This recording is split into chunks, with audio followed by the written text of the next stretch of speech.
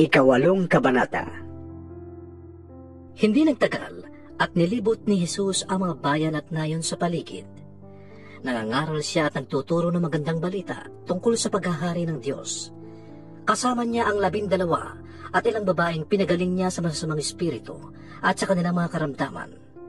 Si Mariang tinatawag na Magdalena, 7 demonyo ang pinalayas ni Jesus sa babaeng ito. Si Juan ang asawa ni Kusa, nakatiwala ni Herodes. Si Susana at marami pang iba. Sarili nilang salapi ang kanilang ginastos para sa pangangailangan ni Jesus at ng kanyang mga alagad. Nagdatingan ng mga tao mula sa iba't ibang bayan at sila'y lumalapit kay Jesus. Nang natitipon na ang maraming tao, isinalaysay ni Jesus ang talinghagang ito. Isang magsasaka ang pumunta sa bukid upang maghasik. Sa kanyang paghasik, may binhing nalaglag sa daan. Tatapakan ito ng mga tao at tinuka ng mga ibon. May binhi namang nalaglag sa batuhan at tumubo, ngunit ito'y agad na natuyo dahil sa kakulangan ng tubig. May nalaglag naman sa may matitinik na halaman at nang lumago ang mga halamang ito, sinakalang mga binhing tumubo roon. Meron namang binhing nalaglag sa matabang lupa. Ito'y sumibol, lumago, at namunga ng tig-100 butil. At pagkatapos ay sinabi niya ng malakas, "Makinig ang may pandinig." Itinanong ng mga alagad kung ano ang kahulugan ng talinghagang ito. Sumagot si Jesus, "Sa inyo'y ipinagkaloob na malaman ang mga lihim tungkol sa paghahari ng Diyos. Ngunit sa iba'y nagsasalita ako sa pamamagitan ng talinghaga. Kaya na't tumingin man sila'y hindi sila makakita, at makinig man sila'y hindi sila makaunawa. Ito ang kahulugan ng talinghaga. Ang binhi ay ang salita ng Diyos. Ang mga binhing nalaglag sa tabi ng daan ay ang mga taong nakikinig. Dumating ang dyablo at inalis nito ang salita sa puso ng mga nakikinig upang hindi sila manalig at maligtas. Ang mga nalaglag naman sa batuhan ay ang mga nakarinig ng salita at tumanggap nito ng may kagalakan, ngunit hindi ito nag-ugat sa kanilang puso. Naniwala silang sandali, subalit sa panahon ng pagsubok, sila'y tumiwalag.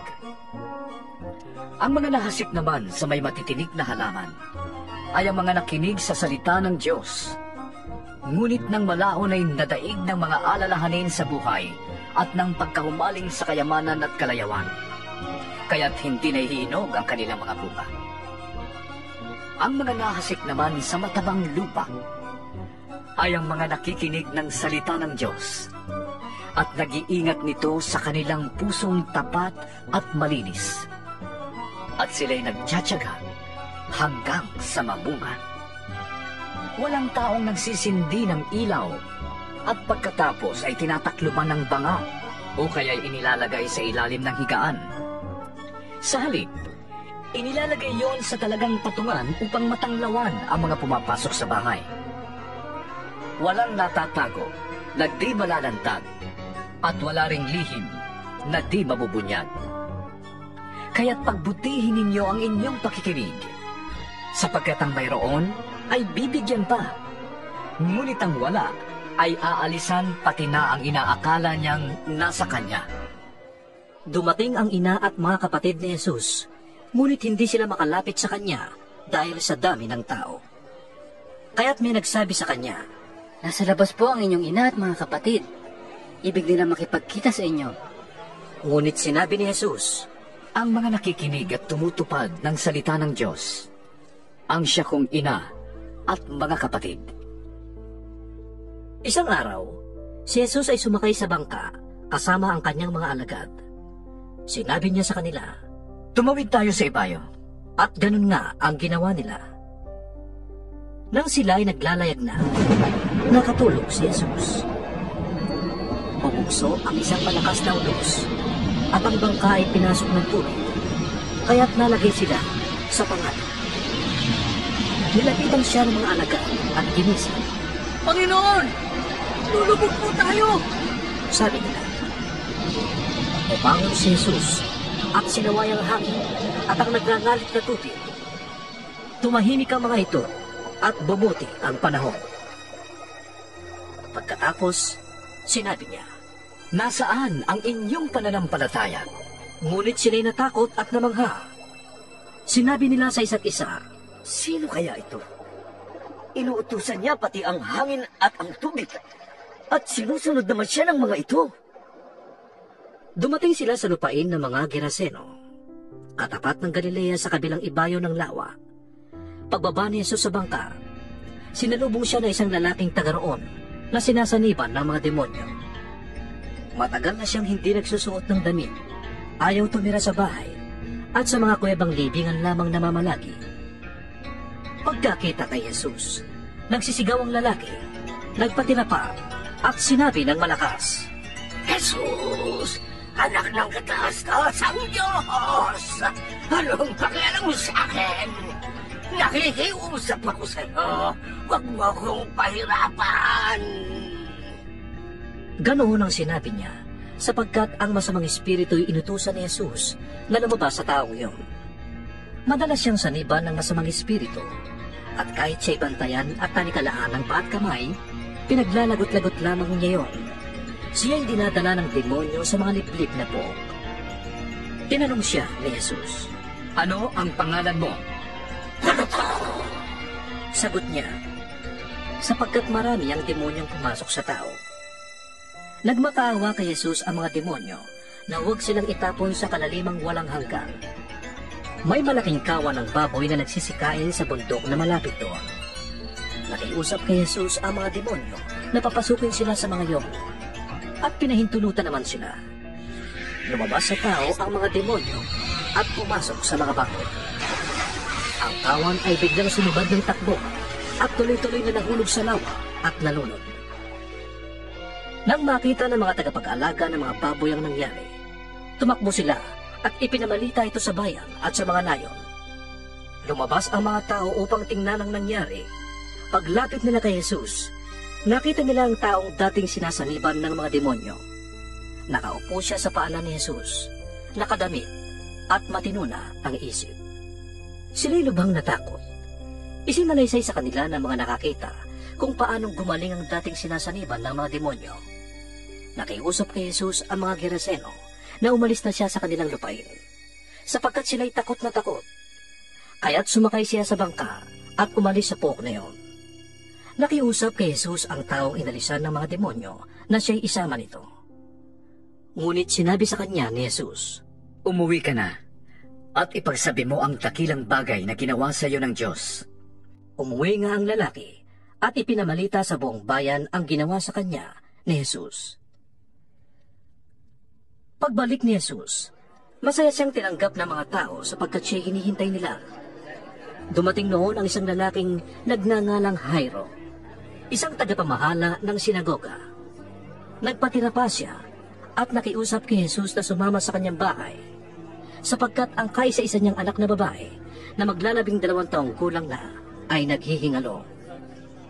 Habang naglalakad si Jesus papunta sa bahay ni Jairo, sinisiksik siya ng mga tao. Kabilang sa mga ito ang isang babaeng 12 taon nang dinudugo at hindi mapagaling ni numan. Naubos na ang kanyang kabuhayan sa pagpapagamot. Lumapit siya sa likuran ni Jesus at hinawakan ang laylayan ng damit nito. Noon di tumigil ang kanyang pagdurugo. Nagtanong si Jesus, Sino ang humawak sa damit ko? Nang walang umamin, sinabi ni Pedro, Panginoon, napapaligiran po kayo at sinisiksik ng mga tao? Ngunit sinabi ni Jesus, May humawak sa damit ko. Naramdaman kong may kapangyarihang lumabas sa akin. Nang malaman ng babae na hindi pala nalingid ang kanyang ginawa, siya'y nanginginig na lumapit at nagpatira pa sa paanan ni Jesus. Pagkatapos, sinabi niya sa harap ng lahat ng naroon kung bakit niya hinawakan ang damit ni Jesus at kung paanong siya'y gumaling agad. Kaya't sinabi sa kanya ni Jesus, Anak, pinagaling ka ng iyong pananalig. Humayo ka. Ipanatag mo ang iyong kalooban. Nagsasalita pa si Jesus nang dumating ang isang lalaking galing sa bahay ni Jairo. Patay na po ang inyong anak. Sabi niya kay Jairo, Huwag na po ninyong abalahin ang guro. Nang ito'y marinig ni Jesus, sinabi niya kay Jairo, Huwag kang matakot. Sumampalataya ka lamang at siya'y gagaling. Pagdating sa bahay, wala siyang isinama sa loob kundi sina Pedro, Juan, at Santiago at ang mga magulang ng dalagita. Nag-iiyakan ang lahat ng naroroon at tinatangisan ang dalagita. Ngunit sinabi ni Jesus, Huwag kayong umiyak. Hindi siya patay. Natutulog lamang. Pinagtawanan nila si Jesus sapagkat alam nilang patay na ang dalagita. Ngunit hinawakan ni Jesus ang kamay nito at sinabi, Ineng, bumangon ka. Nagbalik ang hininga ng dalagita at ito'y bumangon. Pagkatapos, pinabigyan siya ni Jesus ng pagkain. Gulat na gulat ang mga magulang ng dalagita, ngunit pinagbilinan sila ni Jesus na huwag sasabihin kaninuman ang nangyari. Ikasyam na kabanata. Tinipon ni Jesus ang 12 at binigyan sila ng kapangyarihang magpalayas ng mga demonyo at magpagaling ng mga sakit. Sinugo sila ni Jesus upang mangaral tungkol sa paghahari ng Diyos at magpagaling ng mga may sakit. Sila'y pinagbilinan niya. Huwag kayong magbabaon ng anuman para sa inyong paglalakbay. Kahit tungkod, supot, tinapay, salapi o bihisan man. Makituloy kayo sa sinumang tumanggap sa inyo at manatili kayo sa bahay niya hanggang sa pag-alis ninyo sa bayan yon. Kung hindi naman kayo tanggapin ng mga tao sa isang bayan, umalis kayo roon at ipagpag ninyong alikabok sa inyong mga paa bilang babala laban sa kanila. Humayo nga ang mga alagad at naglakbay sa mga nayon. Ipinapangaral nila ang magandang balita at nagpapagaling sila ng mga may sakit saan man sila pumunta. Nabalitaan ni Herodes na pinuno ng Galilea ang mga nangyayari. Nabalisa siya sapagkat may nagsasabing muling nabuhay si Juan na tagapagbautismo. Sinasabi naman ng iba, Nagpakita si Elias. May nagsasabi pang, Ang isa sa mga propeta noong unang panahon ay muling nabuhay. Ngunit sinabi ni Herodes, Pinapugutan ko na si Juan. Sino kaya ang lalaking yun? Marami na akong nababalitaan tungkol sa kanya. at sinikap niyang makita si Jesus. Pagbalik ng mga apostol, isinalaysay nila kay Jesus ang lahat ng kanilang ginawa. Pagkatapos, iniwan ni Jesus ang mga tao at isinama ang mga alagad sa bayang tinatawag na Bethsaida. Nang malaman ito ng mga tao, sumunod sila at malugod namang tinanggap ni Jesus. Tinuruan niya ang mga tao tungkol sa paghahari ng Diyos at pinagaling niya ang mga may karamdaman. Nang malapit ng lumubog ang araw, nilapitan siya ng 12 at sinabi, Paalisin na po ninyo ang mga tao nang makahanap sila ng makakain at matutuluyan sa mga nayo sa paligid. Nasa ilang na lugar po tayo. Ngunit sinabi niya, Kayo ang magbigay sa kanila ng makakain. Wala po tayong pagkain kundi 5 tinapay at 2 isda lamang. tugon naman nila, Bibili po ba kami ng pagkain para sa lahat ng taong ito? may 5,000 ang mga lalaking naroon. Sinabi niya sa kanyang mga alagad, Paupuin ninyo ang mga tao ng 50. pinaupo nga nila ang lahat. Pagkatapos, kinuha ni Jesus ang 5 tinapay at 2 isda. Tumingin sa langit at nagpasalamat sa Diyos. Pinaghati-hati niya ang mga tinapay at isda at ibinigay sa kanyang mga alagad upang ipamahagi sa mga tao. Nakakain ang lahat at nabusog. Nang tipunin ng mga alagad ang lumabis, nakapuno sila ng 12 kaing. Isang araw, habang si Jesus ay nananalangin mag-isa, lumapit sa kanya ang mga alagad. Tinanong sila ni Jesus, Ano ang sinasabi ng mga tao tungkol sa akin? Sino raw ako? Sumagot sila, Ang sabi po ng ilan ay si Juan na tagapagbautismo kayo. Sabi naman ng iba, si Elias kayo. May nagsasabi namang muling nabuhay ang isa sa mga propeta noong unang panahon. Kayo naman, ano ang sabi ninyo? tanong niya sa kanila. Kayo po ang Mesiyas ng Diyos. Sagot ni Pedro. Mahigpit na itinagubili ni Jesus sa kanyang mga alagad na huwag nilang sasabihin ito kaninuman. Sinabi pa niya sa kanila, Ang anak ng tao ay dapat magdanas ng maraming hirap Itatakwil siya ng mga pinuno ng bayan, ng mga punong pari at ng mga tagapagturo ng kautusan. Siya ay papapatay nila. Ngunit sa 3 araw, muli siyang mabubuhay. At sinabi niya sa lahat, Kung ang sino man ay magpasyang susunod sa akin, limutin niya ang ukol sa kanyang sarili, pasanin araw-araw ang kanyang krus, at sumunod sa akin. Ang naghahangad na magligtas ng kanyang buhay ay mawawalan nito. Ngunit ang handang mawalan ng kanyang buhay alang-alang sa akin ay magkakamit nito. Ano nga ang mapapala ng tao? Makamtan man niya ang buong daigdig, kung ang mapapahamak naman ay ang kanyang sarili. Kapag ako at ang aking mga salita ay ikakahiya ni naman, ikakahiya rin siya ng anak ng tao pagparito niyang taglay ang kanyang karangalan at ang karangalan ng Ama at ng mga banal na anghel. Tandaan ninyo, may ilan sa inyo ritong hindi mamamatay hanggat hindi nila nakikitang naghahari ang Diyos. makalipas ang 1 linggo, umakyat si Jesus sa bundok upang manalangin. Isinama niya sina Pedro, Juan at Santiago. Habang siya'y nananalangin, nagbago ang anyo ng kanyang mukha at ang kanyang kasuotan ay naglingning sa kaputian. Biglang may nagpakitang 2 lalaki, sina Moises at Elias, na ang mga anyo ay nakakasilaw din. Sila'y nakikipag-usap kay Jesus tungkol sa nalalapit niyang kamatayan sa Jerusalem upang matupad niya ang layunin ng Diyos. Natutulog sina Pedro noon, ngunit sila'y biglang nagising at nakita nila si Jesus na nakakasilaw ang anyo at may kasamang 2 lalaki.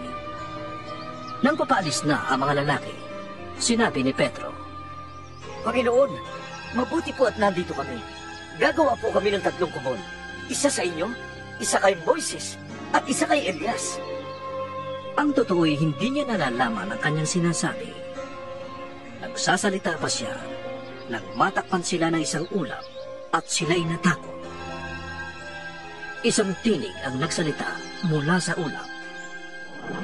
Ito ang aking anak, ang aking hinirang.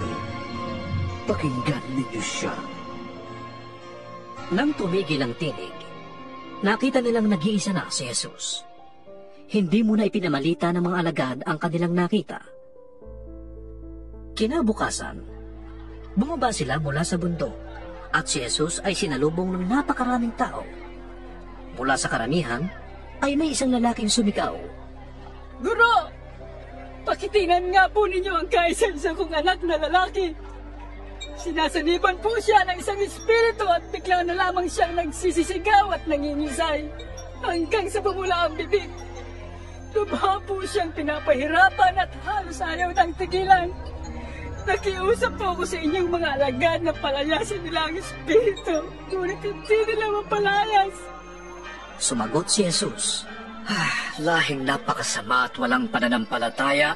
Hanggang kailan pa ako dapat manatiling kasama ninyo? Hanggang kailan ko kayo pagtindiisan? At sinabi niya sa lalaki, Dalhin niyo rito ang inyong anak. nang papalapit na ang bata, sinalakay na naman siya ng demonyo. Bumagsak siya sa lupa at nakikisay. Pinagsabihan ni Jesus ang masamang espiritu at pinagaling ang bata. Pagkatapos ay ibinigay sa kanyang ama. At nanggilalas ang mga tao sa nakita nilang kapangyarihan ng Diyos. Habang nanggigilalas ang lahat ng mga tao sa ginawa ni Jesus, sinabi niya sa kanyang mga alagad, Pakinggan ninyo at tandaan itong sasabihin ko. Ang anak ng tao ay pagtataksilan at mapapailalim sa kapangyarihan ng mga tao. Ngunit hindi nila naunawaan yon sapagkat inilihim sa kanila ang kahulugan niyon. Natatakot naman silang magtanong kung ano ang ibig niya sabihin. At nagtalo-talo ang mga alagad kung sino sa kanila ang pinakadakila. Alam ni Jesus ang kanilang iniisip, kaya tinawag niya ang isang maliit na bata at pinatayo sa tabi niya. Pagkatapos ay sinabi niya sa kanila, Ang sino mang tumatanggap sa batang ito alang-alang sa akin, ay tumatanggap sa akin. At ang sino mang tumatanggap sa akin ay tumatanggap sa nagsugo sa akin. Ang pinakaaba sa inyong lahat ay siyang pinakadakila.